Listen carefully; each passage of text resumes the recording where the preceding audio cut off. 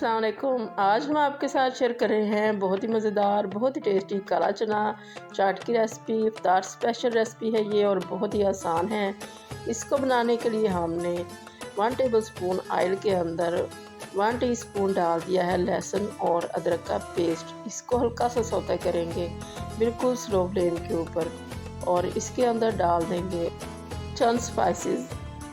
ये है 1 टीस्पून साबुत धनिया और ये है 1 टीस्पून साबुत ज़ीरा और ये है 1 टीस्पून सिर्फ मिर्चें और ये है हाफ़ टी स्पून नमक और ये है कुटी हुई मिर्चें 1 टीस्पून और ये है काला नमक तकरीबन हाफ़ टी स्पून। तो इन सारी चीज़ों को हल्का सा भूनेंगे, बहुत स्लो फ्लेम है इस वक्त।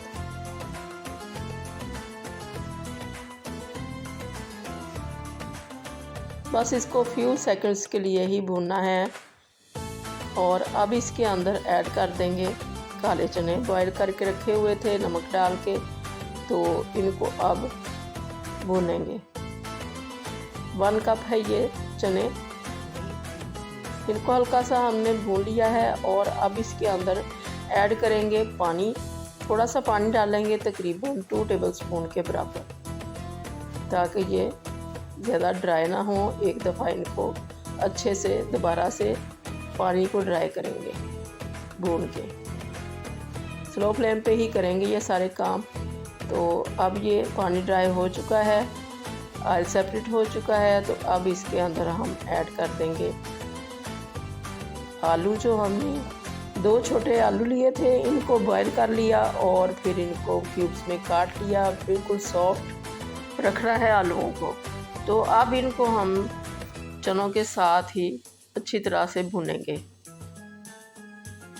पानी अब इसके अंदर नहीं है तो इसको हमने स्लो फ्लेम पे ही भूनना है। अच्छे से सारे स्पाइसेस जो हैं वो आलू के अंदर भी चले जाएंगे और चनों के अंदर भी। तो फिर इसको हम इसके अंदर और चीज़ें डालेंगे। तो ये बहुत अच्छे से भून चुके हैं। अब ये हमने इमली का गाढ़ा पल्प लिया है, तकरीबन हाफ़ कप है ये। तो इसको हमने डाल दिया,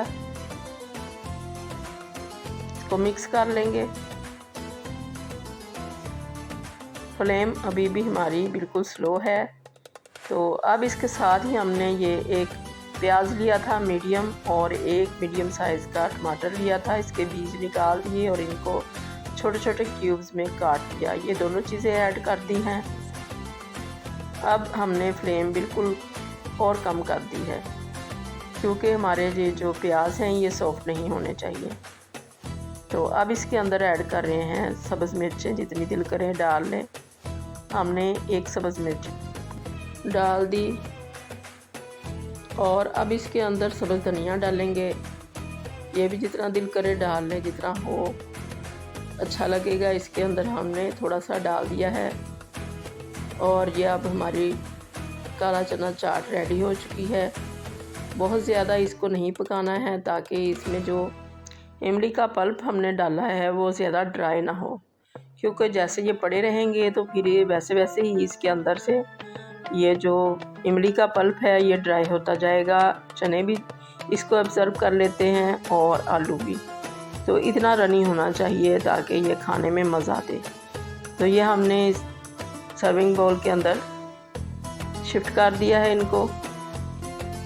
बड़े ही जूसी, बड़े ही टेंडर और बहुत ही ज़्यादा क्रंची क्रिस्पी से इसके अंदर प्याज और टमाटर लगेंगे और ये खट्टा भी बहुत अच्छा मुनासिब था। तो ये देखें, इस तरह की कंसिस्टेंसी इसकी रहनी चाहिए।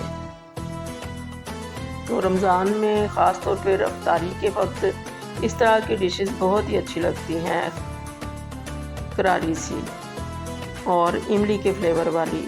हाजमा भी बहुत अच्छा रहता है इनसे। तो इसके ऊपर थोड़ा सा हम चाट का मसाला ऐड कर रहे हैं, अपने टेस्ट के हिसाब से डाल लें।